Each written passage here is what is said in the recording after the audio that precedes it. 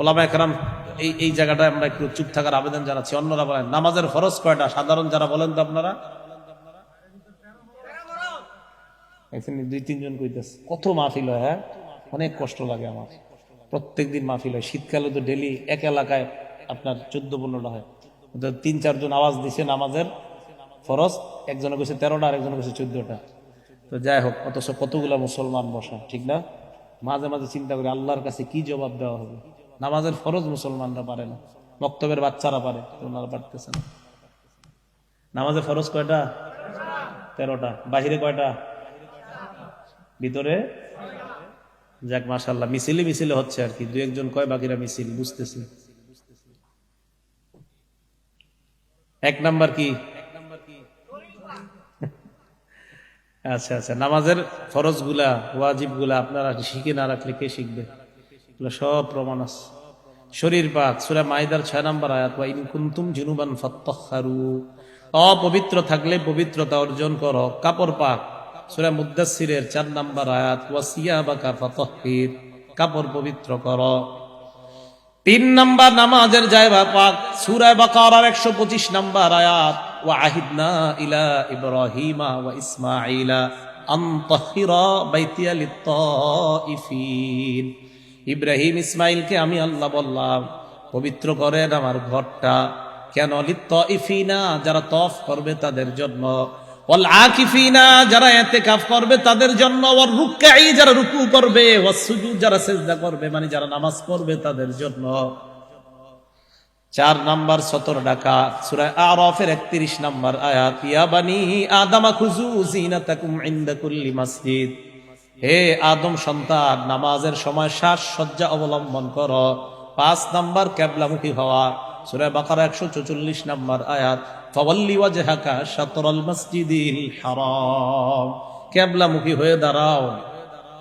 হ্যাঁ, কিবলামুখী হয়ে দাঁড়াও।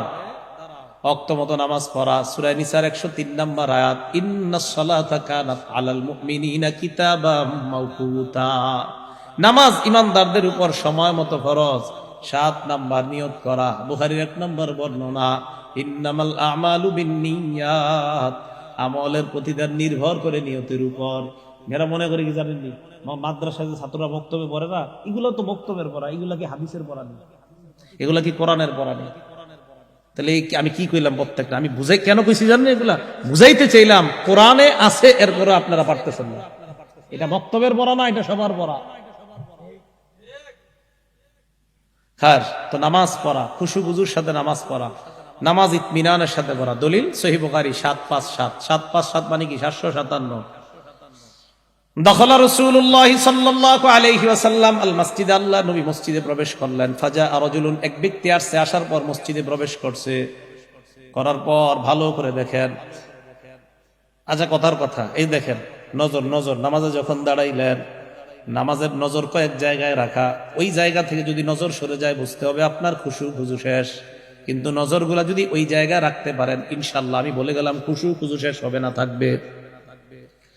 নামাজে আপনি দাঁড়াইলেন, দাঁড়ানোর পর আপনার যেই জায়গায় সিজদা করবেন ওই জায়গায় আপনার নজর থাকবে। এর মানে দাঁড়ানোর সময় সিজদার স্থান থেকে যদি নজর সরে যায় আপনার খুশু খুজু সরে যাবে। সোজা হিসাব, দাঁড়ায় নজর থাকবে সিজদার স্থানে, ওই সময় যদি আপনার নজর অন্য জায়গায় যায় বাস খুশু খুজু চলে যাবে। আপনি ট্রাই করেন আজকে থেকে, ওই জায়গায় রাখেন, দেখবেন কোথায় জানি আছেন, ওখান থেকে একটু এদিক সেদিক যায় মনে হবে কোথায় যেন চলে যাচ্ছেন। 757 নম্বর হাদিসে আল্লাহ নবীর বর্ণনা, এক ব্যক্তি মসজিদে আসলেন, আসার পর নামাজ আদায় করলেন, নামাজ আদায় করলেন, করার পর ফাসাল্লামা আলা রাসূলিল্লাহ, আল্লাহ নবীর একটা সালাম দিছে, আসসালামু আলাইকুম। ফারাদ্দা, নবীজিও সালামের জবাব দিলেন। জবাব দেওয়ার পর কয় ইরজি ফাসাল্লি ফাইন্নাকা লাম তুসাল্লি, যাও আবার নামাজ পড়ো, তোমার নামাজ হয় নাই, তুমি নামাজ পড়ো নাই। বুঝছেন তো? তুমি যাও নামাজ পড়ো, আবার নামাজ পড়ো নাই। ফারাজা ফাসাল্লা কামা কানা ইউসাল্লি, ওই ব্যক্তি আবার গেলেন, সুম্মা ইউসাল্লি কামা কানা সাল্লা, যেইভাবে আগের মতো নামাজ পড়লেন আবার ওইভাবে নামাজ আদায় করলেন, আবার নবীর সামনে আইসা সালাম দিলেন। আল্লাহ নবী সালামের জবাব নিয়ে বললেন ইরজি ফাসাল্লি ফাইন্নাকা লাম তুসাল্লি, হে মিয়া যাও আবার নামাজ পড়ো, তুমি নামাজ পড়ো নাই। এইভাবে 3 বার হয়ে যাওয়ার পর ওই ব্যক্তি বলে ইয়া রাসূলুল্লাহ, আমি তো নামাজই পড়তেছি, আপনি কোন আমি নাকি নামাজ পড়ি নাই? আসলে তো নামাজ পড়ছি। আল্লাহ নবী কয় তুমি নামাজ পড়ো, তিনবার এমন বলার পর ওই ব্যক্তিটা কয় মা উহসিনু গায়রি, হুজুরের চাইতে সুন্দর আমি নামাজ পড়তে পারি না, আল্লিমনি, সুন্দরভাবে কিভাবে নামাজ পড়া যায় আপনি আমাকে শিক্ষা দিয়ে দেন।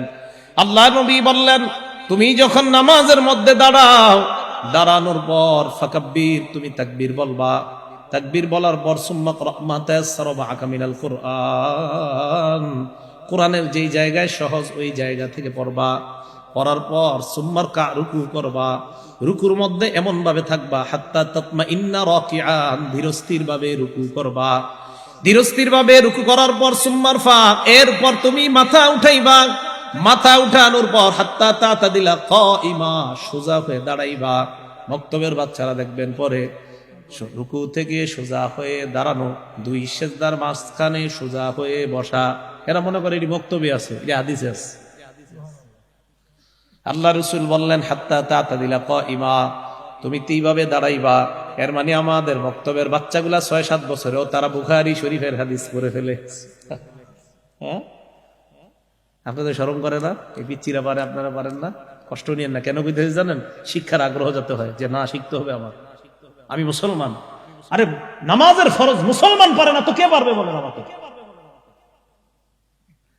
কোন কোন এলাকায় গিয়ে যদি আমি বলি কোরআন পড়েন, তো ২-১ জন করে পড়ি, আর বাকিরা যখন পড়ি আমার রাগ উঠা যায়, তো কোরআন কে পড়বে মুসলমান না বললে? হাত্তা তাতাদিলা কাইমান, দাঁড়াও, ধীরস্থির ভাবে দাঁড়াও। তো দাঁড়াইবা, সুম্মা সুজুদের পর সিজদা করবা, হাত্তা তাতমাইন্না সাজিদান, ধীরস্থির ভাবে সিজদা করবা।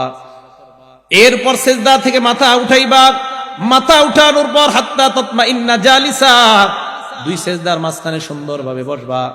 মুরব্বীরা কষ্ট নিয়েন না, অনেক মুরব্বীরা রুকু করে, রুকু করার পর সোজা হয়ে দাঁড়ায় না, কোনো মতে জুইকা থাকে, আর বুঝা ইমাম সাহেব কেন তাড়াতাড়ি সিজদায় যান না, রুকু দিয়া এমনি উঠে এমনি থাকে বাঁকা হইয়া, এমনি কিন্তু উনি সব, একটা হলো ওনার শরীর বাঁকা, এটা না জায়েজ না, এটা ওজন।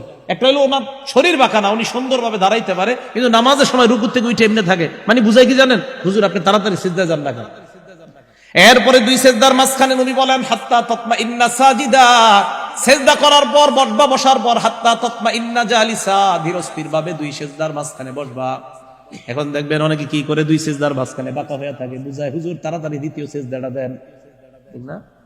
তাহলে এটা তো হইলো না হুজুর, নামাজ তো হইলো না, এটা তো ঠিক হলো না। তাহলে দুই সিজদার মাঝখানে সোজা হয়ে বসা। নবীজি বললেন এইভাবে তুমি এক রাকাত এইভাবে শিক্ষা দেওয়ার পর বললেন ইফআল ফি সলাতিকা কুল্লিহা, এই যে তোমাকে আমি ধীরস্থিরতা শিক্ষা দিলাম, এই শিক্ষাটা পুরা সালাতের মধ্যে তুমি বাস্তবায়ন করবা। ভাই পড়বো তো এইভাবে নামাজ ইনশাআল্লাহ, আল্লাহ তৌফিক দান করেন।